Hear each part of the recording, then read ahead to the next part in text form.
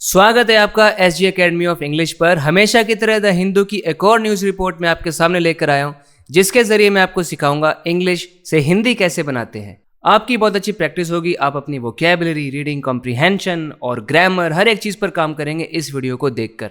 तो शुरू करते हैं। मैं प्रॉपर्ली आपको बताऊंगा सेंटेंसेस को ब्रेक डाउन करके, सब्जेक्ट कहाँ है, वर्ब कहाँ है, ऑब्जेक्ट कहाँ है। चलो शुरू करते हैं। West Asian air space closed. West Asian मतलब पश्चिम एशियाई हवाई क्षेत्र। एयर स्पेस क्या होता है?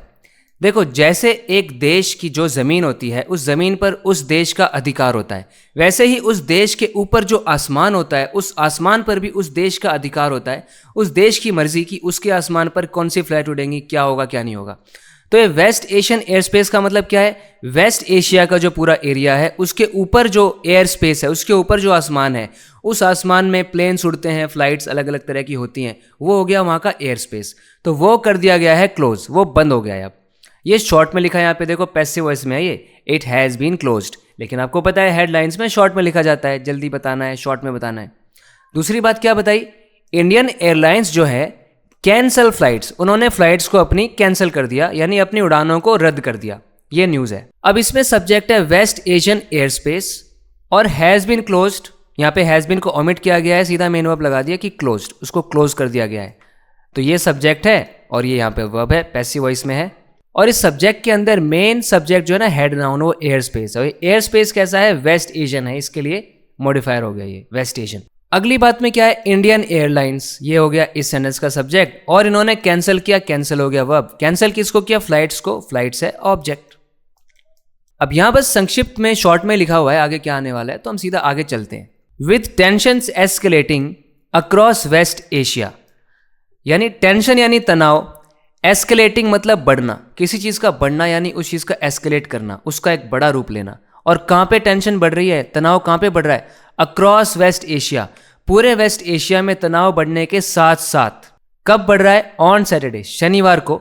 Large swaths of the air space. अब ये स्वेथ क्या होता है? एक ब्रॉड एरिया, बड़ा एरिया लैंड का या एयर का, उसको स्वेथ बोलते हैं। जैसे the storm affected large swaths of the forest, तो स्टॉर्म ने फॉरेस्ट के बड़े बड़े एरियाज को अफेक्ट किया। तो स्वेथ मतलब बड़ा एरिया होता है, तो large swaths of the air space.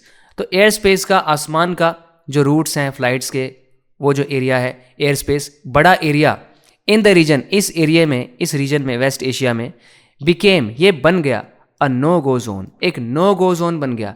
ऐसा जोन बन गया जहाँ पे जाना मना है भाई।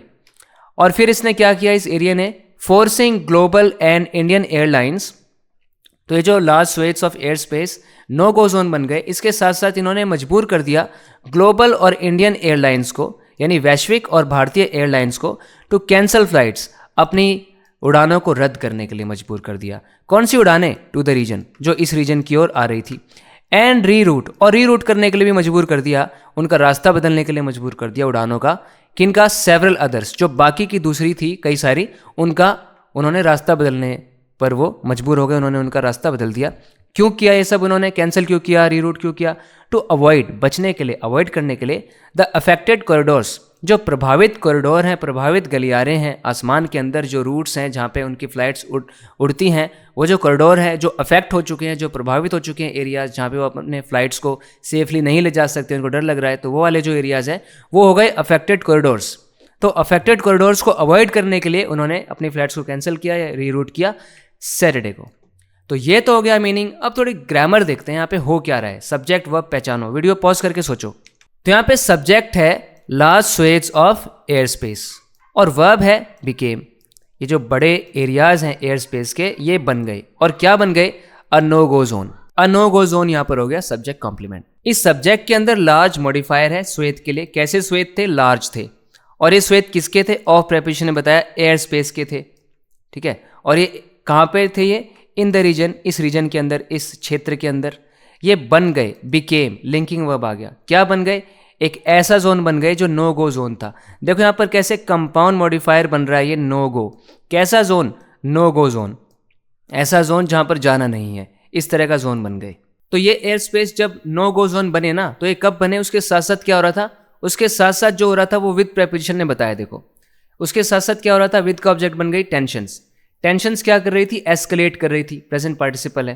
कोई चीज़ एस्केलेट करती है मतलब वो बड़ा रूप लेती है, वो बढ़ती है। और कहाँ पे एस्केलेट कर रही थी? प्लेस बताने के लिए अक्रॉस प्रेपोजिशन आ गई। पूरे वेस्ट एशिया में एस्केलेट कर रही थी। और कब कर रही थी? टाइम बताने के लिए ऑन प्रेपोजिशन आ गई। ऑन सैटरडे, सैटरडे को कर रही थी। तब ऐसा हुआ था, ये नो गो जोन बन गया। और जब ये नो गो जोन बना ना, तो ये बनते बनते साथ में इसने क्या काम किया? इसने फोर्स किया, इसने मजबूर किया। देखो प्रेजेंट पार्टिसिपल आ गया। किसको मजबूर किया? एयरलाइंस को। कौन सी एयरलाइंस? उसके लिए एडजेक्टिव आ गया इंडियन और ग्लोबल, वैश्विक, यानी इंडिया के, भारत के जो प्लेन्स और फ्लाइट्स हैं वो भी, और भारत से बाहर के जो फ्लाइट्स हैं वो भी। फोर्स किया इनको। क्या करने के लिए फोर्स किया? इन्फिनेटिव बताएगा। कैंसिल करने के लिए, टू कैंसिल। कैंसिल का ऑब्जेक्ट हो गया फ्लाइट। कौन सी फ्लाइट? ये टू प्रेपोजिशन ने बताई। वो फ्लाइट जो जा रही थी इस रीजन की ओर। देख रहे हो यहाँ पे, ये जो पहला टू है ये इन्फिनेटिव का पार्ट है, इन्फिनेटिव का पार्टिकल है ये, टू कैंसिल। जो दूसरा टू है ये प्रेपोजिशन है, क्योंकि ये फ्लाइट को डिस्क्राइब कर रहा है। कौन सी फ्लाइट? टू द रीजन, वो फ्लाइट जो इस रीजन की ओर रवाना थी। एंड रीराउट, देखो फोर्स, ये इन्फिनेटिव है ना, टू के साथ हमने कैंसिल जोड़ा हुआ है। इसी के साथ एक और वर्ब जोड़ा है, रीरूट। एक तो कैंसिल करने पे मजबूर किया और एक रीरूट करने पे भी मजबूर किया। किसको? कैंसिल और रीरूट किसको किया? कैंसिल तो इनफ्लैट को किया, और रीरूट किसको किया? अदर्स को। ये अदर्स जो है ये रीरूट का ऑब्जेक्ट है। और ये अदर्स कौन से हैं? Several others. ये डिटर्मिनर हो गया अदर्स के लिए, कि बाकी बहुत सारे हैं जो दूसरे हैं। क्या करने के लिए उन्होंने कैंसिल और रीरूट किया? इन्फिनेटिव आया, पर्पस बताने के लिए। क्यों किया उन्होंने भाई? अवॉइड करने के लिए। ये इन्फिनेटिव देखो, एडवर्ब ऑफ पर्पस। किसको अवॉइड करना था? अवॉइड का ऑब्जेक्ट है कॉरिडोर। कौन से corridor? Affected. Past participle adjective हो गया कॉरिडोर के लिए। और ये सब हुआ कब? On Saturday, adverb of time, शनिवार को। देखा आपने, एक एक कंपोनेंट सेंटेंस का मैंने आपको बताया। इसी तरह हम आगे बढ़ते हैं, चलो। India's aviation safety regulator, directorate general of civil aviation, DGCA. अब यहाँ पहले आपको पता होना चाहिए डीजीसीए क्या है। डीजीसीए एक ऐसी गवर्नमेंट अथॉरिटी है जो कंट्रोल करती है सिविल एविएशन को, यानी एयर ट्रेवल को। एयरलाइंस को परमिशन देती है कैसे ऑपरेट करना है, कहाँ ऑपरेट करना है, ठीक है। एयरक्राफ्ट सेफ्टी को वो चेक करती है। एविएशन यानी इन उड़ानों से संबंधित जो भी रूल्स, सेफ्टी रूल्स वगैरह वो सब बनाती है। तो ये पूरी अथॉरिटी क्या है? डीजीसीए। देखो इन्होंने भी बताया हुआ है कि इंडिया का एविएशन सेफ्टी रेगुलेटर है ये। एविएशन का मतलब होता है किसी भी एयरक्राफ्ट या किसी भी, यानी कि किसी भी विमान को यूज करने की प्रक्रिया को ही कहते हैं एविएशन।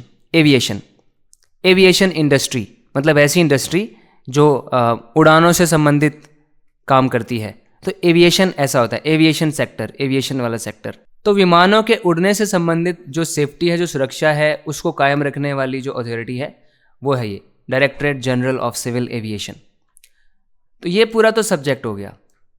अब इसने कुछ किया, इशू किया, जारी किया एन अर्जेंट सेफ्टी एडवाइजरी। एक बहुत ही अर्जेंट, बहुत ही ज़रूरी सेफ्टी एडवाइजरी, मतलब सुरक्षा से संबंधित इन्होंने एक सलाह दी। सुरक्षा से संबंधित इन्होंने एडवाइजरी जारी करी। एडवाइजरी क्या होता है? एक इंपॉर्टेंट इंस्ट्रक्शन होती है लोगों के लिए कि आपको ये करना है, आपको ये रेकमेंड किया जाता है, आपको ये कर लेना चाहिए, जो ऑफिशियली आती है कहीं से, वो होती है एडवाइजरी। तो सेफ्टी एडवाइजरी इन्होंने इशू करी, वैलिड अंटिल मंडे। ये एडवाइजरी कब तक वैलिड है, कब तक वैध है? सोमवार तक। किसके लिए है advisory? For all the airlines, सारी एयरलाइंस के लिए। उनको क्या करना है? टू अवॉइड करना है, बचना है इनसे। किससे? 11 कंट्रीज, 11 देशों से। कौन से हैं 11 देश? इन द रीजन, इस रीजन में, इस क्षेत्र में ये 11 देश जो है ना, इन सबको अवॉइड करने के लिए कहा गया एयरलाइंस को। एडवाइजरी इशू करी है डीजीसीए ने। और ये देश कौन से है, यहाँ से यहाँ तक आप रीड कर सकते हो। ये सारे कंट्रीज का ही नाम है और कुछ नहीं है यहाँ पर। तो यहाँ से यहाँ तक अभी हमने देखा सेंटेंस का सब्जेक्ट है, इशूड यहाँ पर हो गया वर्ब। इशू क्या किया गया है? एडवाइजरी। ये एडवाइजरी जो है इशू का ऑब्जेक्ट है। ये एडवाइजरी के लिए सब वर्ड्स आ गए कि वो एन आर्टिकल आ गया, अर्जेंट एडजेक्टिव आ गया, सेफ्टी भी एडजेक्टिव है। सेफ्टी एडवाइजरी, किस तरह की एडवाइजरी? Safety advisory. ये भी एक नाउन मॉडिफायर आप कहोगे इसको, क्योंकि सेफ्टी नाउन होता है, तो ये नाउन मॉडिफायर हो गया एडवाइजरी के लिए। और फिर वैलिड, ये वैलिड है, शॉर्ट में लिख दिया। विच इज़ वैलिड की जगह लिख दिया वैलिड, जो कि वैलिड है। कब तक वैलिड है? अंटिल प्रेपोजिशन ने बताया अंटिल मंडे, सोमवार तक वैलिड है। और ये एडवाइजरी है किसके लिए? फॉर प्रेपोजिशन ने बताया, फॉर का ऑब्जेक्ट बन गया एयरलाइंस। और एयरलाइंस को करना क्या है? इन्फिनेटिव आ गया, टू अवॉइड करना है। अवॉइड का ऑब्जेक्ट है कंट्रीज। कितनी कंट्रीज? न्यूमरल एडजेक्टिव आ गया 11। ये कंट्रीज कहाँ पर है? प्रेपोजिशनल फ्रेज इसने बताया, इन द रीजन, इस रीजन में है। और इस रीजन के अंदर जो ये कंट्रीज है वो ये देखो, यहाँ पर आगे डैश लगा के बताया हुआ है, ये सारी कंट्रीज, इनको अवॉइड करना है। The US and Israel launched a major attack on Iran. US और इजराइल ने एक बड़ा हमला किया ईरान के ऊपर ऑन सैटरडे, शनिवार को। वाइल एक कंजंक्शन है जो साथ में बताता है कि एक चीज़ तो हो रही है, उसके साथ दूसरी चीज़ क्या हो रही है। इट रिटेलिएटेड, ये इट किसके लिए है? ईरान के लिए। ईरान के लिए इट आ गया। इसने क्या किया? रिटेलिएट किया, यानी जवाबी हमला किया। किस तरीके से किया? मेथड क्या था जवाबी हमला करने का? मेथड बताने वाली प्रेपोजिशन होती है बाय। किस तरीके से उन्होंने जवाब दिया इसका? बाय फायरिंग मिसाइल्स, मिसाइल्स को फायर करके, एंड ड्रोन्स और मिसाइल्स उन्होंने दागे toward Israel and US military basis, US और इजराइल के मिलिट्री बेस यानी उनके सैन्य ठिकानों की ओर उन्होंने भेजे मिसाइल्स और ड्रोन्स इसका जवाब देने के लिए इन द रीजन। मतलब ये जो मिलिट्री बेसेस हैं यूएस और इजराइल के जो मिलिट्री बेसेस हैं उस रीजन के अंदर, वहाँ पर इन्होंने अपने मिसाइल्स और ड्रोन्स को फायर किया। तो यहाँ पर सब्जेक्ट है यूएस और इजराइल, वर्ब है लॉन्च्ड। लॉन्च क्या किया? लॉन्च का ऑब्जेक्ट है अटैक। अटैक कैसा है? मेजर। ये हो गया एडजेक्टिव। अटैक किस पर हुआ है? ऑन प्रेपोजिशन ने बताया, ऑन ईरान, ईरान के ऊपर। टाइम बताने के लिए एडवर्बियल फ्रेज ऑफ टाइम आ गया सैटरडे को। वाइल कंजंक्शन आ गया जिसके बाद सब्जेक्ट है इट, ईरान के लिए। वर्ब हो गया रिटेलिएटेड। रिटेलिएट करने का तरीका बाय प्रेपोजिशन ने बताया, बाय के बाद आ गया वर्ब आईएनजी फॉर्म में यानी जेरेंड बन के, लेकिन उसका ऑब्जेक्ट है मिसाइल्स, मिसाइल्स को फायर किया और ड्रोन्स को भी फायर किया, ये भी उसी का ऑब्जेक्ट है। और किस डायरेक्शन में किया? डायरेक्शन बताने के लिए एडवर्ब ऑफ डायरेक्शन आ गया, देखो, toward Israel and US military bases in the region के अंदर। The Air India group which also includes, जिस ग्रुप के अंदर शामिल है इट्स लो कॉस्ट सब्सिडियरी जो है, सब्सिडियरी मतलब साथ में काम करने वाली कंपनी को कहेंगे, सहायक कंपनी जो है। लो कॉस्ट सब्सिडियरी जो है जिसका नाम है Air India Express as well as, और साथ ही साथ इंडिगो, इन सब ने, एयर इंडिया ग्रुप ने, जिसके अंदर शामिल है उसकी सब्सिडियरी एयर इंडिया एक्सप्रेस और साथ ही साथ इंडिगो, इन्होंने क्या किया? अनाउंस किया, घोषणा की। क्या? दे वर कैंसलिंग, कि वो कैंसिल कर रहे हैं, रद्द कर रहे हैं, ऑल देयर फ्लाइट्स, अपनी सारी उड़ानों को। कौन सी उड़ानें? टू वेस्ट एशिया, जो वेस्ट एशिया की ओर आ रही है ना, उनको। अनटिल मिडनाइट ऑन मार्च 1, कब तक उन्होंने इसको कैंसिल किया है इन सभी फ्लाइट्स को? 1 मार्च की आधी रात तक, अनटिल मिडनाइट ऑन मार्च 1। इसके अंदर सब्जेक्ट है द एयर इंडिया ग्रुप, और फिर आ गया रिलेटिव क्लॉज विच से शुरू हो रहा है, जो कि बता रहा है कि एयर इंडिया ग्रुप में क्या इंक्लूडेड है। तो विच जो क्लॉज शुरू कर रहा है उसका वर्ब है इंक्लूड, और इंक्लूड के ऑब्जेक्ट हो गए ये low cost subsidiary Air India Express as well as, और क्या है? इंडिगो। तो ये कुल मिला के सब्जेक्ट हो गए यहाँ पर। और फिर वर्ब आया अनाउंस, इन सब ने अनाउंस किया। अनाउंस क्या किया? अनाउंस का जो ऑब्जेक्ट है ना वो नाउन क्लॉज बन के आया यहाँ से लेकर यहाँ तक। इस ऑब्जेक्ट के अंदर क्लॉज में जो सब्जेक्ट है वो है दे, वर कैंसिलिंग, पास्ट कंटिन्यूअस टेंस का टेंस है यहाँ पर, वो कैंसिल कर रहे हैं। किसको कैंसिल कर रहे हैं? कैंसिल का ऑब्जेक्ट है फ्लाइट्स को कैंसिल कर रहे हैं। ऑल देयर फ्लाइट्स, अपनी सारी फ्लाइट्स को। ऑल डिटर्मिनर हो गया क्वांटिटी बताने के लिए कि सारी की सारी फ्लाइट्स। देयर क्या है? पोजेसिव डिटर्मिनर, कि उनकी फ्लाइट्स। कौन सी फ्लाइट्स? टू वेस्ट एशिया, वो वाली फ्लाइट्स जो वेस्ट एशिया की ओर जा रही थी, जो जा रही होती हैं उसकी ओर। टू जो है डेस्टिनेशन की प्रेपोजिशन होती है, यानी जिन फ्लाइट्स की डेस्टिनेशन वेस्ट एशिया है उनको कैंसिल कर रहे हैं वो। और वो भी कब तक? प्रेपोजिशन आ गई अनटिल मिडनाइट, आधी रात तक, on March 1। Iran and Israel closed, Iran और इजराइल ने बंद कर दिया देयर एयर स्पेस, अपने एयर स्पेस को, यानी अपने ऊपर के आसमान को। ठीक है, जो मैंने अभी सिंपल वर्ड्स में आपको बताया था। At the start of the day, दिन की शुरुआत में ही। विद अदर, तो यहाँ तक अगर हम देखें तो ईरान और इजराइल सब्जेक्ट है, कंपाउंड सब्जेक्ट, वर्ब आ गया क्लोज्ड, उन्होंने क्लोज कर दिया। किसको? क्लोज का ऑब्जेक्ट है एयर स्पेस, देयर फिर से पोजेसिव डिटर्मिनर, और कब किया ये बताने के लिए एडवर्बियल फ्रेज ऑफ टाइम है, एट से शुरू हो रहा है। At the start of the day, दिन की शुरुआत में किया है। और साथ ही साथ देखो with other countries in the region, उसी क्षेत्र में जो दूसरे देश है ना, इंक्लूडिंग, जिसमें शामिल है ये सारे देश जिसके अंदर शामिल है। क्विकली फॉलोइंग, इन सारे देशों ने क्विकली फॉलो किया, फॉलोइंग सूट। हाँ, ये देखो, ये एक इंटरेस्टिंग फ्रेज जो आप देख रहे हो, फॉलोइंग सूट। फॉलोइंग सूट एक वेल नोन इडियोमैटिक एक्सप्रेशन है। अगर कोई पार्टी, कोई भी अगर फॉलो सूट करता है तो इसका मतलब वो किसी और के जैसा ही काम कर रहा है, किसी और ने कुछ किया और वो भी वही सेम चीज़ कर रहा है जैसा किसी और ने किया। जैसे she resigned and others followed suit, इसका मतलब क्या हुआ, उसने रिज़ाइन किया, उसने नौकरी छोड़ी और बाकियों ने भी नौकरी छोड़ दी। ठीक है। He apologised and I followed suit, उसने माफ़ी मांगी और फिर मैंने भी माफ़ी मांग ली। ठीक है। The leader donated money and others followed suit, leader ने मनी डोनेट करी और दूसरों ने भी वही काम किया। तो यहाँ पर देखो, इन सारी कंट्रीज़ ने फॉलो किया सूट को। इनके फॉलो सूट करने का मतलब क्या है कि इन्होंने भी उसको, एयर स्पेस को क्लोज कर दिया। A time lapse from flight radar 24, देखो फ्लाइट रेडार 24 एक प्लेटफॉर्म है, कोई वेबसाइट है जहां से आया था एक टाइम लैप्स। टाइम लैप्स पता है क्या होता है? टाइम लैप्स एक वीडियो समझ लो आप, एक ऐसी वीडियो जिसको फास्ट फॉरवर्ड किया हुआ है, बहुत फास्ट आप देख सकते हो कि क्या क्या हुआ है।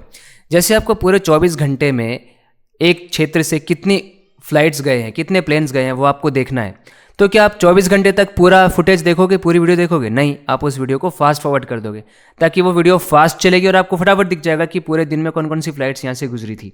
तो ऐसी वीडियो को ना, जिसको फास्ट फॉरवर्ड किया गया है, उसको कहते हैं टाइम लैप्स। तो एक टाइम लैप्स मिला था फ्लाइट रेडार 24 से, कोई वेबसाइट, कोई प्लेटफॉर्म है ये, यहाँ से टाइम लैप्स मिला था। इनिशियली शुरुआती दौर में शोड, इसने शुरू में दिखाया, इस टाइम लैप्स ने दिखाया एन एम्प्टी कॉरिडोर, एक एम्प्टी कॉरिडोर को दिखाया। किसका कॉरिडोर? ऑफ एयर स्पेस, यानी एयर स्पेस, आसमान में एक ऐसा कॉरिडोर दिखाया, एक ऐसा गलियारा दिखाया जिसमें से फ्लाइट्स को पास होना होता है, वो एम्प्टी दिखाया। मतलब उस टाइम लैप्स को देखकर पता चला कि वहाँ पे कोई प्लेन्स नहीं गुजर रहे हैं, कोई फ्लाइट्स नहीं आ रही है। Between Iran and Israel, Iran और इसराइल के अंदर का जो एयर स्पेस था वो उनको एम्प्टी दिखा, यानी वहाँ पे कोई फ्लाइट्स उनको दिखाई नहीं दी। विच ग्रेजुअली एक्सपेंडेड, जो कि धीरे धीरे एक्सपेंड कर गया, यानी फैल गया ये एयर स्पेस और फैल गया, यानी और बड़े बड़े एरियाज़ में भी कोई फ्लाइट्स नहीं दिख रही थी। एज मोर कंट्रीज, जैसे जैसे और देशों ने अक्रॉस द रीजन, पूरे क्षेत्र के अंदर इम्पोज्ड रिस्ट्रिक्शंस, जैसे क्षेत्र में जो दूसरे देश थे ना, जैसे जैसे उन्होंने भी प्रतिबंध लगाने शुरू कर दिए, अपना एयर स्पेस क्लोज करना शुरू कर दिया, तो ये एयर स्पेस एक्सपेंड होता गया। कौन सा एयर स्पेस? ये कॉरिडोर जो है, कॉरिडोर, एम्प्टी कॉरिडोर और ज़्यादा पे ज़्यादा बनते चले गए। मेजर इंटरनेशनल हब एयरपोर्ट्स, बड़े बड़े वैश्विक एयरपोर्ट्स जो है ना, बड़े बड़े एयरपोर्ट्स हैं जो इन द रीजन, उस क्षेत्र के अंदर, इंक्लूडिंग, जिसमें शामिल है Dubai and Doha, were also shut, इनको भी बंद कर दिया गया। ये पैसिव वॉइस है, दे वर शट, पास्ट इंडेफिनिट का पैसिव वॉइस, तो इसमें वॉज वर आता है, तो क्योंकि दुबई और दोहा प्लूरल सब्जेक्ट हो गया तो इसलिए प्लूरल वर्ब आ गया वर, उनको शट कर दिया गया। शट की तीनों फॉर्म सेम रहती है, shut shut shut. Leaving, present participle, छोड़ते हुए थाउजेंड्स ऑफ पैसेंजर्स, हज़ारों यात्रियों को, स्ट्रैंडेड, हज़ारों यात्रियों को ना स्ट्रैंडेड कर दिया गया। अगर कोई इंसान स्ट्रैंडेड हो जाता है मतलब वो कहीं पे छूट जाता है, वो ऐसे ही रह जाता है, उधर ही बेचारा हेल्पलेस रह जाता है, कहीं जा नहीं सकता, फंस जाता है, स्टक हो जाता है, सिंपल वर्ड्स में कहें तो हज़ारों यात्री स्ट्रैंडेड रह गए। एज फ्लाइट्स टर्न, जैसे ही जो उड़ानें थी, टर्न बैक, वो वापस चली गई, मिड एयर, यानी हवा में ही वापस चली गई, मंजिल तक पहुंचने नहीं दिया गया उनको, वो बीच में ही उनको टर्न बैक कर लिया गया। और वर कैंसल्ड, या उनको कैंसिल ही कर दिया गया, उनको रद्द कर दिया गया पूरी तरह। तो इसकी वजह से पैसेंजर्स थे जो ना, वो स्ट्रैंडेड रह गए, असहाय रह गए, फंसे रह गए। The Air India group suspended, air India group ने सस्पेंड कर दिया फ्लाइट्स को। कौन सी फ्लाइट्स? 2। अब ये 2 बताएगा, अभी मैंने आपको बताया था 2 प्रेपोजिशन होती है डेस्टिनेशन दिखाने की, यानी वो फ्लाइट्स जो जा रही थी इन सभी जगहों में, इन सभी तमाम जगहों में जो फ्लाइट्स जा रही थी ना, इनको सस्पेंड कर दिया एयर इंडिया ग्रुप ने। सिटी मतलब इन सभी शहरों की ओर जो फ्लाइट्स जा रही थी ना, उनको सस्पेंड कर दिया। अकासा एयर, एक इंडियन एयरलाइन है, सेड, इसने कहा, इट वॉज सस्पेंडिंग, कि वो सस्पेंड कर रही है ऑल इट्स फ्लाइट्स, अपनी सारी उड़ानों को, टू अबू धाबी। कौन सी उड़ानें? जो अबू धाबी जा रही है, दोहा जा रही है और जेडा जा रही है। एयर इंडिया की दिल्ली तेल अवीव फ्लाइट, यानी दिल्ली से तेल अवीव जाने वाली flight, was forced to turn back, उसको मजबूरन वापस मोड़ा गया अर्ली, पहले ही। While it's Chicago Delhi service, जबकि इस एयर इंडिया की जो शिकागो दिल्ली सर्विस है ना, शिकागो से दिल्ली जाने वाली जो फ्लाइट्स की सर्विस है, टुक अ लॉन्गर रूटिंग, उसने एक लॉन्गर रूटिंग लिया, to steer even farther clear of Iranian air space, यानी उन्होंने लंबा रूट लिया, लंबा रास्ता लिया स्टीयर करने के लिए और दूर ले जाने के लिए, और फार्दर, फार की कंपेरेटिव डिग्री, फार दूर, फार्दर और भी दूर, और भी ज़्यादा क्लियर ऑफ, और भी ज़्यादा दूर रहने के लिए इरानियन एयर स्पेस से। ईरान के ऊपर का जो एयर है, जो एयर स्पेस है, जो फ्लाइट्स के उड़ने का एरिया है वहाँ से एकदम दूरी बनाकर रखने के लिए उनको लंबे रूट से ले जाया गया, which it had already been avoiding. ये विच किसके लिए आया? एयर स्पेस के लिए, यानी वो एयर स्पेस विच इट, ये इट किसके लिए आया? जो शिकागो दिल्ली की जो सर्विस है इसके लिए। ये सर्विस पहले से ही ऑलरेडी बीन अवॉइडिंग, ये पहले से ही इसको अवॉइड कर रही थी, इस एयर स्पेस को, इससे वो और दूर चली गई। फिर इस सेंटेंस में सब्जेक्ट है ये फ्लाइट। ये फ्लाइट कौन सी है? एयर इंडिया की दिल्ली से तेल अवीव जाने वाली फ्लाइट। पैसिव वॉइस आ गया वॉज फोर्स्ड, इसको फोर्स कर दिया गया। क्या करने के लिए? टू टर्न बैक अर्ली, वापस जल्दी आने के लिए फोर्स कर दिया गया। फिर आ गया वाइल कंजंक्शन, जिसके बाद अगला क्लॉज है जिसमें जो सब्जेक्ट है वो है शिकागो दिल्ली सर्विस, शिकागो से दिल्ली वाली जो सर्विस है उनकी। इट्स पॉजेसिव डिटर्मिनर है, ये इट्स किसके लिए है? इस एयर इंडिया के लिए। एयर इंडिया की जो शिकागो दिल्ली सर्विस है इसने क्या किया? टुक अ लॉन्गर रूटिंग। टुक यहाँ पे वर्ब हो गया, टुक का ऑब्जेक्ट है रूटिंग, वो भी कैसी? लॉन्गर। लॉन्गर कंपेरेटिव एडजेक्टिव है, यानी और भी लंबी रूटिंग ली इन्होंने, और लंबा रास्ता लिया। तो उन्होंने लॉन्गर रूटिंग क्यों ली? उसका पर्पस क्या था? वो पर्पस बताने के लिए इन्फिनिटिव वाला फ्रेज आ गया यहाँ से लेकर यहाँ तक। क्या करने के लिए उन्होंने ऐसा किया? स्टीयर करने के लिए। स्टीयर करना क्या होता है? देखो गाड़ी में होता है ना स्टीयरिंग व्हील, वो व्हील आपकी हेल्प करता है गाड़ी की डायरेक्शन को कंट्रोल करने के लिए। तो स्टीयर करना मतलब किसी की डायरेक्शन को कंट्रोल करना, किसी को कहीं ले जाना। तो क्योंकि स्टीयर करना था फार्दर, और भी फार्दर स्टीयर करना था, फार का कंपेरेटिव, उनको स्टीयर करके दूर ले जाना था। फार और भी ज़्यादा दूर यानी फार्दर, जैसे स्मॉल स्मॉलर, छोटा और छोटा, फार फार्दर, दूर और दूर ले जाना था। तो एक कंपेरेटिव एडवर्ब है, और इस एडवर्ब को इंटेंसिफाई करने के लिए एक और एडवर्ब आ गया इवन फार्दर, यानी पहले से ही दूर थे वो और भी दूर ले जाना था। इवन ने ये बताया, इंटेंसिफायर हो गया ये इस कंपेरेटिव एडवर्ब के लिए। और भी ज़्यादा फार्दर क्या करना था? क्लियर करना था, और भी ज़्यादा क्लियर करना था। क्लियर करना मतलब किसी चीज़ से दूर होना होता है, तो एकदम दूर होना था। किससे दूर होना था? ऑफ प्रेपोजिशन बताएगी, of Iranian air space, Iranian air space से, ईरान के हवाई क्षेत्र से। Air India express which operates a large number of gulf bound services. Air India express जो एयरलाइन है, जो ऑपरेट करती है, जो संचालन करती है अ लार्ज नंबर ऑफ, यानी बड़ी संख्या में गल्फ बाउंड सर्विसेज को। गल्फ बाउंड मतलब क्या होता है? गल्फ की ओर जाने वाली, यानी वो फ्लाइट्स जो गल्फ की ओर जा रही हैं उनको बोलेंगे gulf bound flights. Gulf bound services air India express operate करता है। गल्फ कंट्रीज़ कौन सी हैं? Saudi Arabia, Oman, United Arab Emirates, ये सारी जो कंट्रीज़ है गल्फ कंट्रीज़, इनकी ओर जाने वाली जो फ्लाइट्स हैं, वो सर्विसेज जो हैं उनको बोल रहे हैं गल्फ बाउंड सर्विसेज। इनको ऑपरेट करता है एयर इंडिया एक्सप्रेस। तो यहाँ से यहाँ तक बस एयर इंडिया एक्सप्रेस को थोड़ा डिस्क्राइब किया गया है कि एयर इंडिया एक्सप्रेस क्या करता है? ऑपरेट करता है एक बहुत सारी गल्फ बाउंड सर्विसेज को। इसने कैंसिल कर दिया, रद्द कर दिया अराउंड 110 फ्लाइट, लगभग 110 उड़ानों को रद्द कर दिया टू द रीजन, इस क्षेत्र की ओर जा रही उड़ानों को कम से कम 110, लगभग 110 फ्लाइट्स को कैंसिल कर दिया। 5 ऑफ इट्स एयरक्राफ्ट, उसके 5 एयरक्राफ्ट, 5 विमान तो जो थे ना, रिमेन स्ट्रैंडेड, वो अभी भी स्ट्रैंडेड है, यानी एक जगह पे कहीं अटके हुए हैं, देर वहीं पे अटके हुए हैं।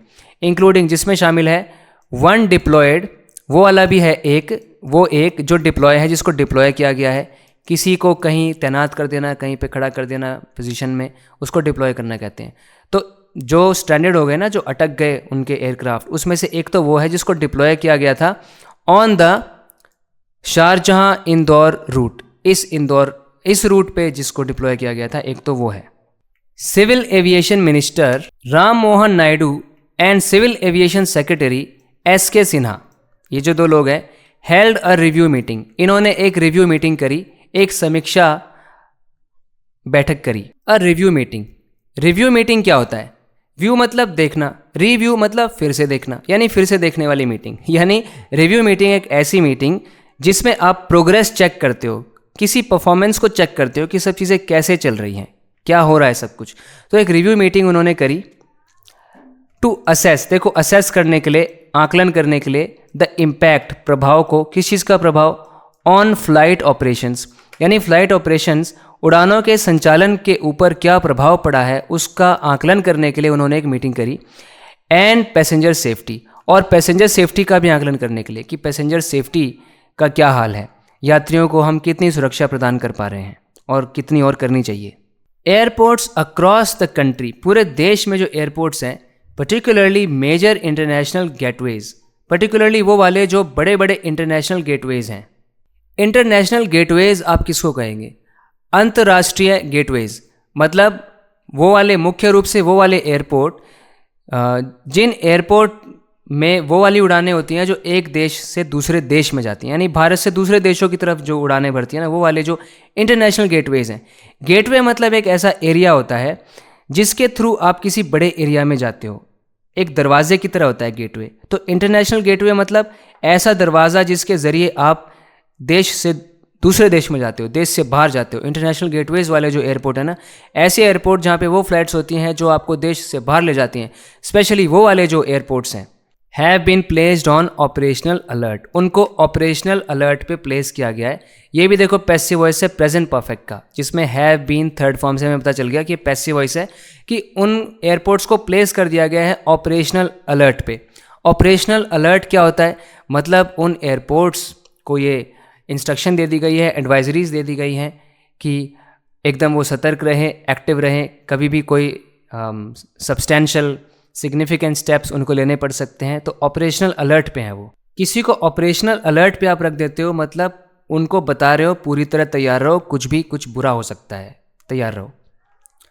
To manage potential flight diversions, क्यों उनको रखा है इस ऑपरेशनल अलर्ट पे? कि वो मैनेज कर सके, संभाल सके पोटेंशियल यानी ऐसी चीज़ जो हो सकती है, संभावित है। Potential flight divergence, flight divergence मतलब फ़्लाइट को डाइवर्ट किया जा सकता है, फ़्लाइट के रूट बदले जा सकते हैं, एक जगह से दूसरी जगह उसको भेजा जा सकता है। फ़्लाइट पहले जा रही है किसी एक देश और फिर बदल कर आपने उसकी डेस्टिनेशन ही बदल दी, उसको कहेंगे आपने फ़्लाइट का डाइवर्जन कर दिया, उसकी डेस्टिनेशन बदल दी, किसी और जगह पे लैंड करवा दिया उसको। तो इस तरह के ना अनप्लैन्ड पोटेंशियल डाइवर्जन्स हो सकते हैं। अनशेड्यूल्ड लैंडिंग्स हो सकती हैं, ऐसी लैंडिंग जिनको शेड्यूल नहीं किया गया है, आप सोच रहे हो कुछ, शेड्यूल कुछ बना के चल रहे हो, बाद में शेड्यूल चेंज करना पड़ सकता है।